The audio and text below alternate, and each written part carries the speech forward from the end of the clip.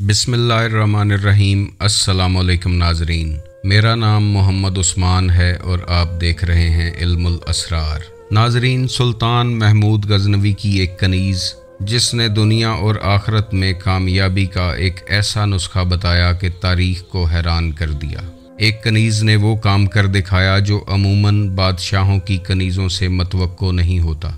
अगर कोई इस तरीके से वाकफियत हासिल कर गया तो वो दुनिया और आखिरत दोनों में सुरखरू हो जाएगा। मार्फत इलाही के वो ख़जाने नसीब होंगे कि किसी शय की कमी नहीं रहेगी। सुल्तान महमूद गजनवी ने एक दफ़ा अपना ख़जाना सोना चांदी हीरे जवाहरात अपने दरबार में लुटा दिए और कहा कि जिसे जो चाहिए वो ले जाए। वहाँ पर मौजूद तमाम वज़ीर कबीर ख़जाने को लूटने में मसरूफ़ हो गए। ऐसी भगदड़ मची कि एक दूसरे से छीना झपटी शुरू हो गई। उन वज़ीरों कबीरों ने अपना ओहदा भूलते हुए ज़मीन पर पड़ा ख़जाना उठाना शुरू कर दिया। ऐसे में सुल्तान महमूद गजनवी की नज़र अपनी एक कनीज़ पर पड़ी जो चुपचाप खड़ी ये तमाशा देख रही थी। सुल्तान महमूद गजनवी उसे देखकर बहुत हैरान हुआ कि इसे ख़जाने में कोई दिलचस्पी नहीं है। सुल्तान ने उस कनीज़ से पूछा कि क्या तुम्हें ख़जाने में से कुछ नहीं चाहिए? तो उस कनीज़ ने कहा कि नहीं,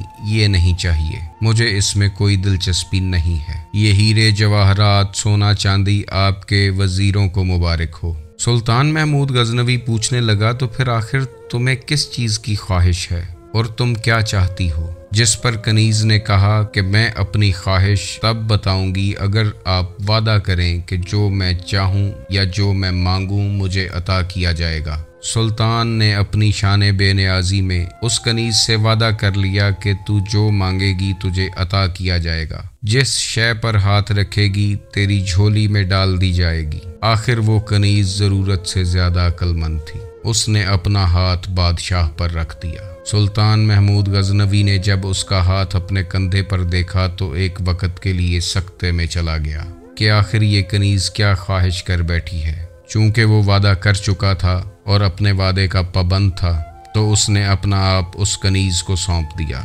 और तारीख़ गवाह है कि वो कनीज़ जो कभी एक ग़ुलाम हुआ करती थी, सुल्तान महमूद गजनवी के साथ मलका की हैसियत से तख्ते सुल्तानी पर बैठी।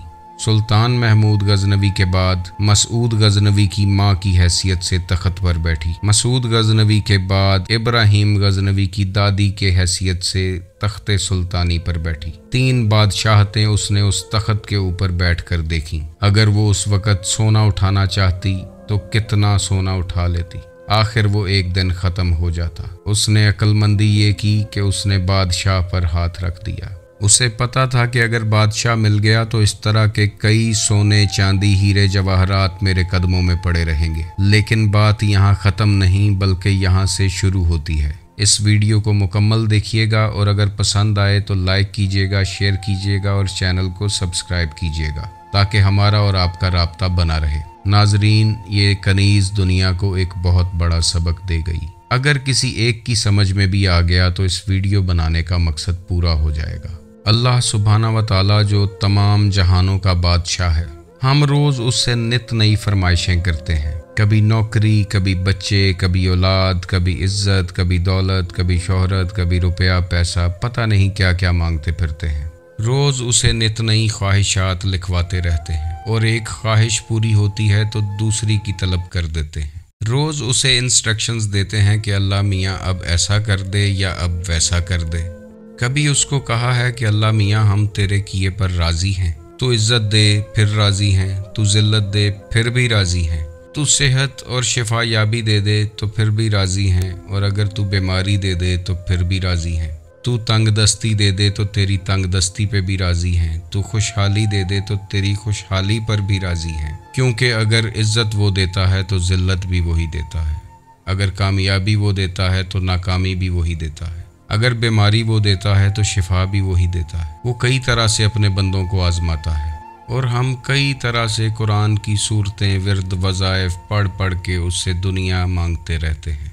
दुनिया की मादियत में ऐसे फंसे हुए हैं कि कभी आखिरत का ख्याल ही नहीं आया।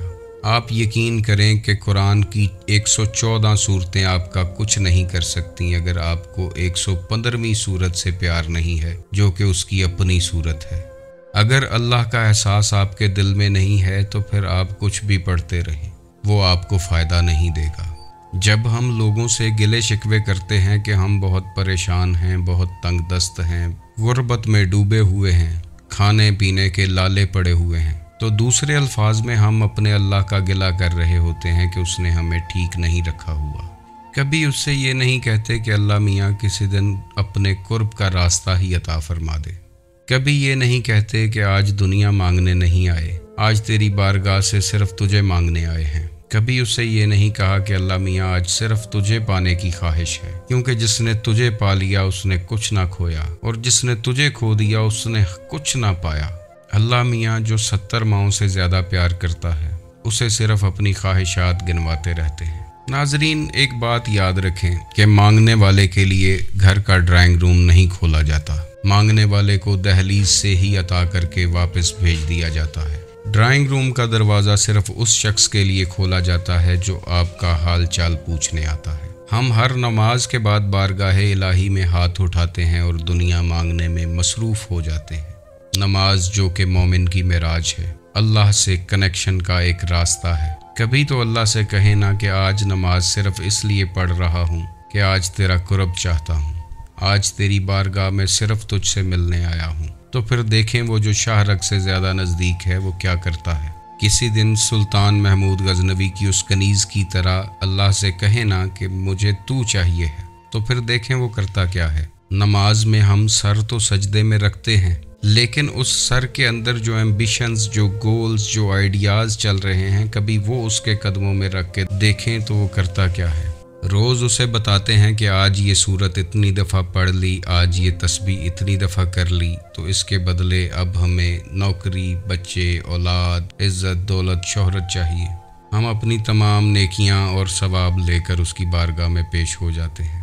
کبھی اس کی بارگاہ میں گناہگار بن کر بھی پیش ہونا، ندامت کے آنسو اس کی بارگاہ میں پیش کر کے دیکھیں۔ کوئی خالص چیز اس کی بارگاہ میں پیش تو کریں۔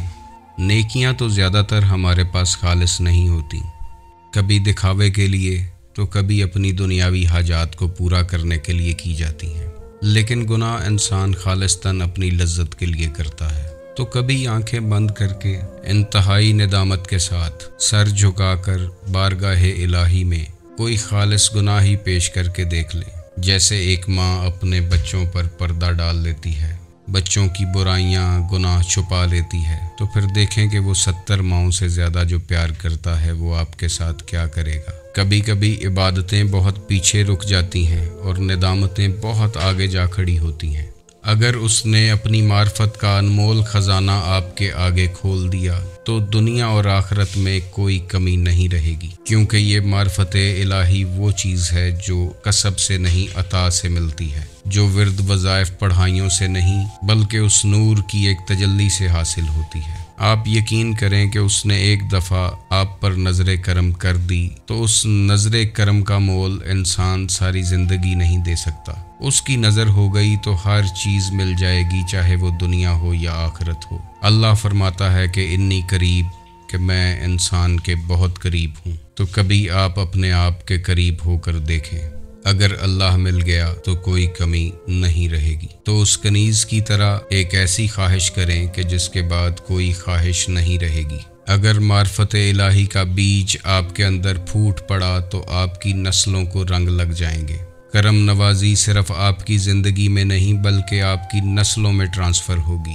اس دعا کے ساتھ ویڈیو کو ختم کرتے ہیں کہ اللہ آپ کو اور مجھے معرفت الہی کا ایک قطرہ ہی نصیب فرما دے، اور ہمیں رسول اللہ صلی اللہ علیہ وآلہ وسلم اور ان کے گھر کی وفاداری عطا فرمائے۔